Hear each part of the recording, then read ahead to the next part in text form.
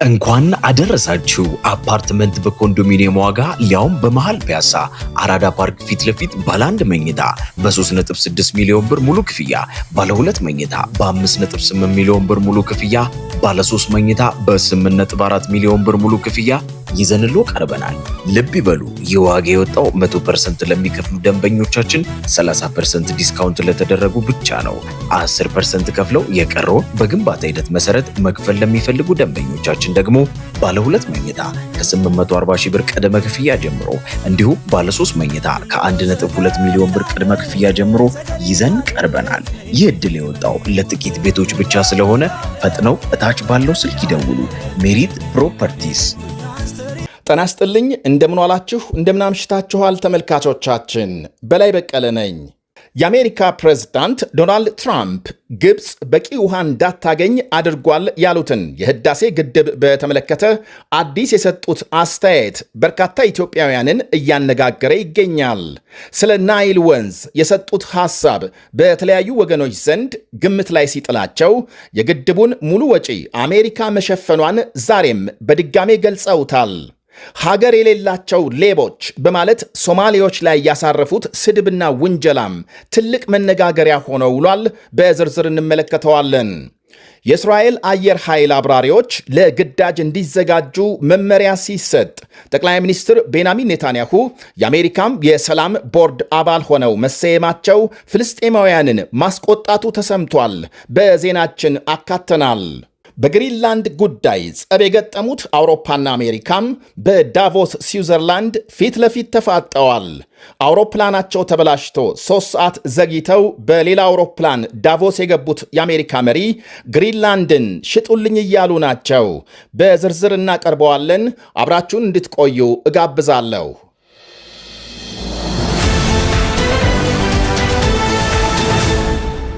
የአሜሪካ ፕሬዝዳንት ዶናልድ ትራምፕ አሁንም በድጋሜ ለግብፅ ባደላ መልኩ ስለ ህዳሴ ግድብ ማንሳታቸውን ቀጥለዋል። ከሰሞኑ በግድቡ ላይ የተነሳውን ውዝግብ ማሸማገል እንደሚፈልጉ ገልጸው ሆኖም ለሁለቱም ወገኖች ለኢትዮጵያና ግብፅ እኩል ደብዳቤ መጻፍ ሲገባቸው ለግብፅ ፕሬዝዳንት አልሲሲ የጻፉት ደብዳቤ ግልባጭ ብቻ ለኢትዮጵያ እንዲደርስ ማድረጋቸው ለግብፅ ያደሉ አስመስሎባቸዋል።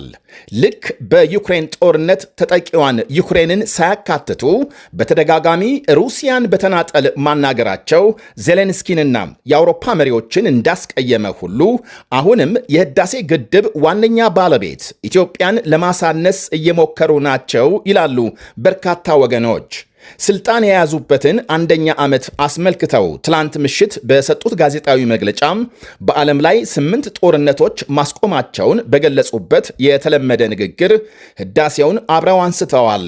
በዚህኛው ገለጻቸው ግን የናይል ፍሰትን የሚያቆም ግድብ ሰርታለች ሲሉ ኢትዮጵያን ጥፋተኛ ለማድረግ ሲሞክሩ ተደምጠዋል።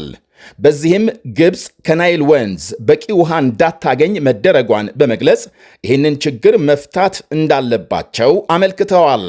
ኢትዮጵያ ውስጥ ናይል ከሚባል ትንሽ ወንዝ የሚወጣውን ፍሰት የሚያቆም ግድብ ሰርተዋል። ናይል ግብፅ ውስጥ እንዳለ ነበር የማስበው። እነርሱ ግን ኢትዮጵያውያንን ማለታቸው ነው ግድብ ሰሩ ብለዋል። እርሳቸው ትንሽ ያሉት ናይል ወንዝ ከ6600 ኪሎ ሜትር በላይ በመርዘም በዓለም ተወዳዳሪ የሌለው መሆኑን አያውቁም ወይም እንዳላወቁ ሆነዋል። ኢትዮጵያም፣ ኬንያም፣ ሱዳን፣ ግብፅና ኤርትራን ጨምሮ 11ዱ የተፋሰሱ ሀገሮችን በማካለል በአካባቢው መረጋጋትና በውሃ ደህንነት ላይ ትልቅ ጠቀሜታ እንዳለው ይነገራል። ፕሬዝዳንት ትራምፕ ለህዳሴ ግድብ ግንባታም የወጣውን ገንዘብ አሜሪካ መሸፈኗን ዛሬም በድጋሚ አንስተዋል። የግድቡን መስሪያ ገንዘብ የከፈለችው አሜሪካ ናት ብለዋል። ከአንዴም ሁለቴም መለሱናም የግድቡ መሰራት ግብፅ በቂ ውሃ እንዳታገኝ እንቅፋት ሆኗል በማለት ቅሬታቸውን ገልጸዋል።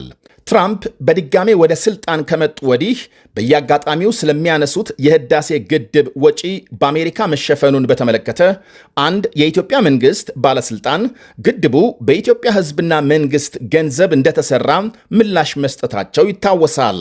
ትራምፕ በዚሁ መግለጫቸው በሚኒሶታ የሚኖሩ ሶማሌዎች 19 ቢሊዮን ዶላር ዘርፈዋል በማለት ወንጅለዋቸዋል። ሶማሊያን እንደ ሀገር ሳይቆጥሩ ከየትም ተሰብስበው በእኛ ላይ ሰው ከሆኑ በኋላ በታክስ ማጭበርበር ተሰልፈው 19 ቢሊዮን ዶላር ዘረፉ ብለዋል።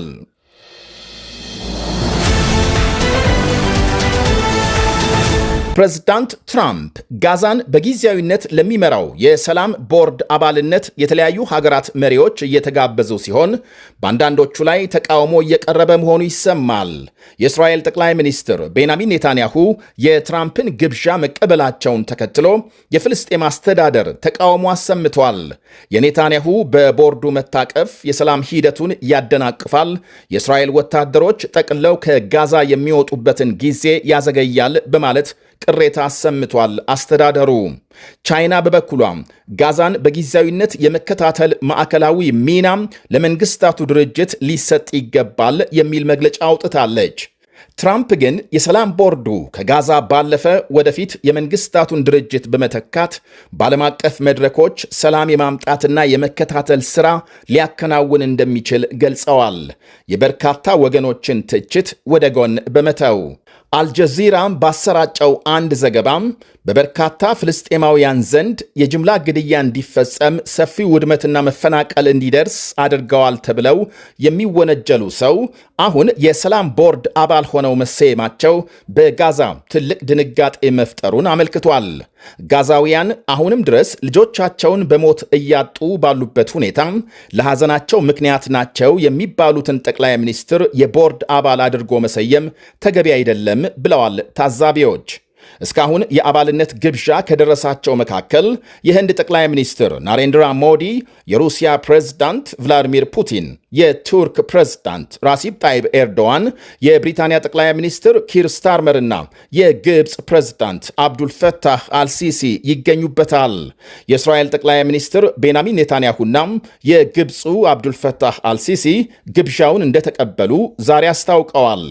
ከቦርዱ ዋና ሥራ አስፈጻሚዎች መካከል የብሪታንያ ጠቅላይ ሚኒስትር ቶኒ ብሌር የሚገኙበት ሲሆን እርሳቸውም በ2003 ኢራቅ ላይ የተፈጸመውን ወረራ ደግፈዋል በሚል ክስ ይቀርብባቸዋል። እስካሁን አንድም ፍልስጤማዊ በቦርዱ አለመካተትና ለቋሚ አባልነት $1 ቢሊዮን መክፈል ግድ መሆኑ ቅሬታ ከተነሳባቸው ነጥቦች ይጠቀሳሉ። ዳቮስ ስዊዘርላንድ በሚካሄደው የዓለም ኢኮኖሚ ፎረም ለመሳተፍ ጉዞ ጀምረው ሆኖም አውሮፕላናቸው በገጠመው የቴክኒክ ችግር ተመልሰው ለማረፍ የተገደዱት ፕሬዝዳንት ትራምፕ በሌላ አውሮፕላን ተሳፍረው ዛሬ ከሰዓት በኋላም ዳቮስ ገብተዋል። 3 ሰዓታት ዘግይተው ከገቡ በኋላ ለፎረሙ ንግግር ያደረጉ ሲሆን አብዛኛውን ትኩረት የያዘው በግሪንላንድ ጉዳይ ከአውሮፓ ጋር የተፈጠረው ውዝግብ መሆኑ ታውቋል። ግሪንላንድን የአሜሪካ ለማድረግ ኃይል እንደማይጠቀሙና ከዚያ ይልቅ ለድርድር ቅድሚያ እንደሚሰጡ ገልጸዋል። እንዲያም ሲል ሀገራቸው በግሪንላንድ ተጨማሪ ሰራዊት ልታሰፍር እንደምትችልም አመልክተዋል። አውሮፓም ጉዳዩን ከማጦዝ እንዲቆጠብና ግሪንላንድን ለመግዛት የሚያስችል ድርድር ላይ ማተኮር እንደሚያስፈልግ ገልጸዋል። ኔቶ አሜሪካ ላይ ያልተገባ አድሎ እያደረሰ ነው ያሉት ትራምፕ እጃችን አመድ አፋሽ ነው፣ ብዙ ሰጥተን ጥቂት ተመለሰልን ብለዋል። ፕሬዝዳንቱ 8 ጦርነቶች እንዳስቆሙ የተለመደ ንግግራቸውን ዳቮስ ላይም ደግመውታል። የእስራኤል ሐማስ፣ የእስራኤል ኢራን፣ የህንድና ፓኪስታን፣ የሩዋንዳና ኮንጎ፣ ታይላንድና ካምቦዲያ፣ አርሜኒያና አዘርባይጃን፣ ግብፅና ኢትዮጵያ፣ ኮሶቮና ሰርቢያ። ትራምፕ በአውሮፓ ሀገሮች ላይ ለመጣል ስላቀዱት ታሪፍ በዛሬው መግለጫም ባያነሱም የአውሮፓ ኮሚሽን ፕሬዝዳንት ኦርሱላ ቫንደር ሌን አውሮፓም የአጸፋ እርምጃ ለመውሰድ ዝግጁ መሆኑን ገልጸዋል። ለደህንነት ሲባል የታሪፍ ዛቻ መሰንዘር ተገቢ አይደለም ብለዋል።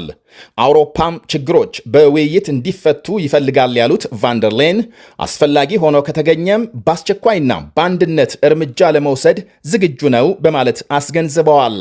የፈረንሳይ ፕሬዝዳንት ኢማኑኤል ማክሮን በተመሳሳይ የአውሮፓ ህብረት በትራምፕ ላይ ያጸፋ እርምጃ እንዲወስድ ትላንት መጠየቃቸው ይታወሳል። ብንከባበር ይሻላል በሚለው የኢኮኖሚ ፎረም ንግግራቸው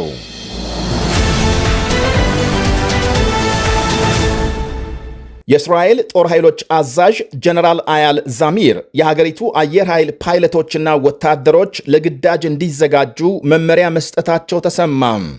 ጀነራሉ ባልተለመደ ሁኔታም የአየር ኃይል ጦር ሰፈር በመገኘት ለተዋጊ ጀቶች አብራሪዎችና ወታደሮች መመሪያ መስጠታቸውን የእስራኤል መገናኛ ብዙሃን ዘግበዋል። ደቡብ እስራኤል የሚገኘውን አየር ኃይል የጎበኙት አዛዡ በዚህ ሳምንት የተገዙ 3 አዳዲስ F-35 ዘመናዊ ተዋጊ ጀቶችን ተመልክተዋል። እስራኤል አጠቃላይ ያላትን F-35 ጀቶች ቁጥር 48 አድርሶታል። አዳዲስ የተገዙት ጀቶች በጠላቶቻችን የመጣብንን አደጋ በሚገባ ቀልብሰን ያጸፋ እርምጃ ለመውሰድ ምን ማድረግ እንዳለባችሁ ስለምታውቁ ኩራት ይሰማናል በማለት የአየር ኃይል አባላቱን ስለማድነቃቸው ዘ ታይምስ ዘግቧል። እያንዳንዳቸው ከ100 ሚሊዮን ዶላር በላይ የሚያወጡት F-35 ተዋጊ ጀቶች እጅግ ፈጣንና ዘመናዊ ቴክኖሎጂ የተገጠመላቸው ሲሆን በአሁኑ ወቅት በተከሰተው የዓለም የዋጋ ግሽበት ሳቢያ ዋጋቸው ሊጨምር እንደሚችል ይነገራል። F-35 ከራዳር ውጪ ዝቅ ብሎ በመብረር የተሰጠውን ኢላማ በሚገባ ማደባየት እንደሚችል ባለሙያዎች ይገልጻሉ። እስካሁን አሜሪካና 19 አጋር ሀገሮች ናቸው F-35 ጀቶች የታጠቁት። ብሪታንያም፣ ጣሊያንና ጃፓን፣ ደቡብ ኮሪያም፣ ጀርመን፣ ግሪክ፣ ካናዳናም እስራኤልን ጨምሮ 19 ሀገሮች።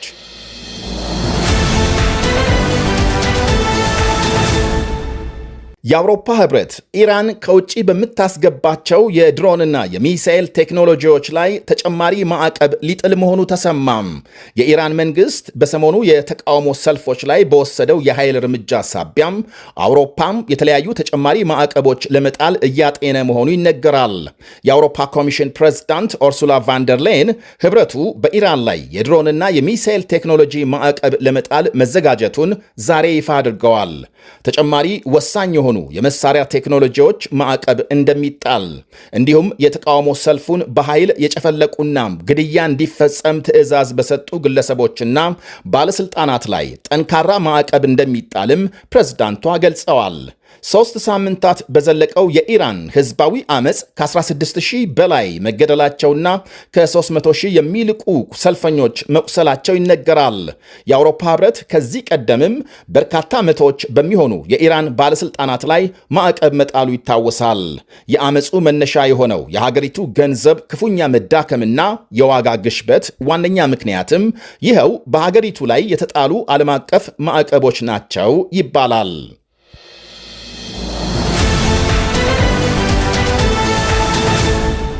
የጃፓን ጠቅላይ ሚኒስትር ሺንዞ አቤን የገደለው ግለሰብ የዕድሜ ልክ እስር ተፈረደበት። ከ4 ዓመት በፊት ጠቅላይ ሚኒስትሩን በአደባባይ ተኩሶ የገደላቸው የ45 ዓመቱ ግለሰብ ወንጀሉን እንደፈጸመ በወቅቱ ማመኑ ይታወቃል። እናም ፍርድ ቤት በዛሬ ችሎቱ ተከሳሹ ዕድሜ ልክ እንዲታሰር ፈርዶበታል። ጠቅላይ ሚኒስትሩ ንግግር ሲያደርጉ ለተፈጸመባቸው ግድያ ምክንያት ነው የተባለው ቤተ ክርስቲያን ከተከታዮቿም የምትሰበስበውን ከፍተኛ ገንዘብና ሌሎች ጉዳዮች ላይ ምርመራ እንዲደረግ ፍርድ ቤቱ ወስኗል።